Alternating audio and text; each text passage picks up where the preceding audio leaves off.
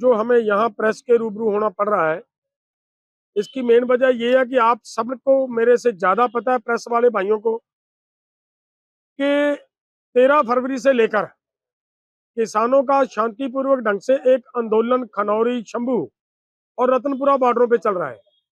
लेकिन सरकार के कान पे जूं नहीं रेंग रही, कहीं पे किसानों की बात करने के लिए तैयार नहीं है। उल्टा किसान को बदनाम किया जा रहा है, कभी मवाली कहा जा रहा है, कभी कभी आतंकवादी कहा जा रहा है, कभी खालिस्तानी कहा जा रहा है, कभी कुछ कभी कुछ।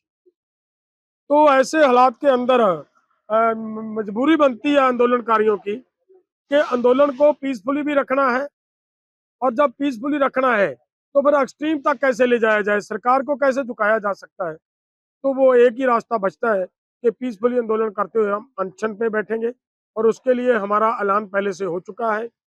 और वो कल 26 नवंबर को हम खनौरी बॉर्डर पे पूरी ताकत से इसको इसको करने के लिए बैठेंगे, और हमारे बाद हमारा दूसरा नेता बैठेगा, उसके बाद तीसरा नेता बैठेगा, उसके बाद चौथा नेता, ये चलता रहेगा।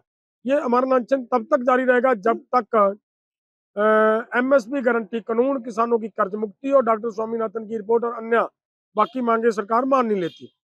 और आज यहाँ पे हमारा एक बात ये भी है कि देखिए, सरकार जैसे जिस तरह की बिल्कुल अड़ियल है, ये कहें डिक्टेटरशिप बनी हुई है, ऐसी सरकार से कोई बहुत उम्मीद नहीं की जा सकती।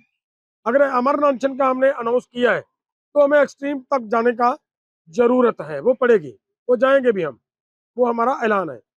लेकिन उसके लिए बाद में बच्चों को किसी तरह की प्रॉब्लम आए प्रॉपर्टी को लेकर, उसको सॉल्व करने का आज हमारे मन में था, और यहाँ आज हम यहाँ आए हैं। वो डीड तैयार हुई है और अभी तहसीलदार साहब के साइन होने बाकी है, वो साइन करवा के हम इसको कंप्लीट करेंगे। अपने बेटे के नाम, अपनी बेटी मेरी नौ रानी के नाम पे थोड़ी जमीन देंगे, बाकी हमारे पोते के नाम पर हम जमीन करने के लिए आज यहाँ आए हैं, ताकि कल इनका आपस में किसी तरह का, हमारे बच्चों का कोई एक दूसरे के साथ किसी तरह का कोई कन्फ्लिक्ट ना हो। वो आज हमने यहाँ पे काम किया है। और यहाँ के हमारा फरीदकोट डिस्ट्रिक्ट की पूरी टीम से मैंने ये जायजा लिया है कि कैसी तैयारियां हैं, ट्रैक्टर ट्रॉलीज कितनी जा रही हैं, कितने लोग जा रहे हैं, वो सब आज बैठकर यहाँ चर्चा हुई है। प्रधान जी, क्या पंजाब से आप ही अकेले बैठ रहे हैं, आपकी जथेबंदी के आप ही बैठेंगे या कोई और दूसरे जथेबंदियों के नेता भी नहीं आपके नहीं, साथ ये हैं? ऐसा नहीं है। हमारा एसकेएम नॉन पॉलिटिकल बहुत बड़ा है, इसमें 150 से ऊपर ऑर्गेनाइजेशन हमारे साथ काम कर रही है। पूरा 200 के करीब इस मोर्चे के अंदर ऑर्गेनाइजेशन लड़ाई लड़ रही है। तो इसके लिए तो सभी तैयार बैठे हैं कि हम भी करेंगे, हम भी करेंगे। लेकिन हमने सभी को मना किया है कि देखिए, हमारी ऑर्गेनाइजेशन का मैं प्रेसिडेंट हूँ, और कन्वीनर हूँ मैं संयुक्त किसान मोर्चा नॉन पॉलिटिकल का। तो उसके कन्वीनर होने के नाते और प्रधान होने के नाते ये हमारी जिम्मेदारी बनती है कि ये अपने प्राणों की आहुति देने के लिए सबसे पहले हम बैठेंगे, और उसके बाद हमारे नेक्स्ट नेता सुखजीत सिंह हरदो झंडे जी, उन्होंने अनाउंस किया प्रेस कॉन्फ्रेंस में। और रात हमारे ग्रुप में दो साथियों के और भी, उन्होंने भी अपनी मर्जी से ये कहा है कि उनके बाद हम बैठेंगे।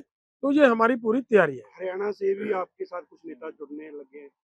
हाँ, हरियाणा, केवल हरियाणा नहीं, हमारे साथ हरियाणा से नेता हैं, हमारे साथ राजस्थान से हैं, मध्य प्रदेश से हैं, यूपी से हैं, और कर्नाटका, तमिलनाडु, आंध्र प्रदेश, तेलंगाना, केरला, महाराष्ट्र, सभी राज्यों से आप देखोगे जिस दिन वहाँ खनौरी पे बैठेंगे, सभी राज्यों के सभी रंगों के लोग वहाँ आपको नजर आएंगे। इतनी जायदाद है जो आपने नाम करवाई है? देखिए, जो हमने जायदाद नाम करवाई है वो ये है कि 4.5 एकड़ जमीन, कुल जायदाद आपके पास कितनी है? कुल जायदाद तो हमारे पास 17 एकड़ जमीन थी।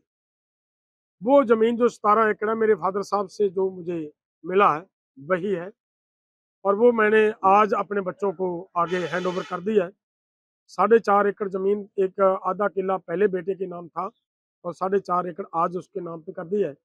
और उसके बाद हमारी नौ रानी, हमारी बेटी, वो हम महसूस करते थे कि आगे भविष्य में कहीं पे बच्चे ऐसे भी हो जाते हैं, माँ की परवाह नहीं करते, तो भी उसके पास भी कुछ रहना चाहिए। जिस बाप ने उसको जन्म दिया, उसको उसने तो अपने हमारे घर भेज दिया। हमारी जिम्मेदारी बनती है कि हम उसके ऊपर इतना तो हमारी रिस्पॉन्सिबिलिटी बनती है कि कुछ ना कुछ उसको दे। उस हिसाब से हमने 2 ढाई किले हमारी उस बेटी को भी दिए। बाकी सारी की सारी जमीन है जो हमारे पोते के नाम पे आज मतलब किया। तो सरकार को कोई चेतावनी देना चाहते हैं देखिए, सरकार को हमने चेतावनी तो जो करना है वो कर दिया। मैं लोगों को आपके चैनल के माध्यम से ये कहूंगा, भाइयों देखिए, हमारी जिम्मेदारी बनती थी सरकार के साथ लड़ते लड़ते अपने प्राणों की आहुति दे दें, उसके लिए हम तैयार हैं। अगर सरकार हमें वहां से उठाने में सफल हो जाती है तो आंदोलन फेल हो जाएगा, हम हार जाएंगे। अगर आप इतनी ताकत पूरे देश से लोग हमारे पास वहां पहुंच जाते हैं, सरकार जितना भी जोर लगाए हमें वहां से जबरदस्ती उठा ना पाए, लाखों लोग अगर वहां रहेंगे तो हम अवश्य जीतेंगे। और ये अब जीतना लोगों की मर्जी है, लोगों के हाथ में है।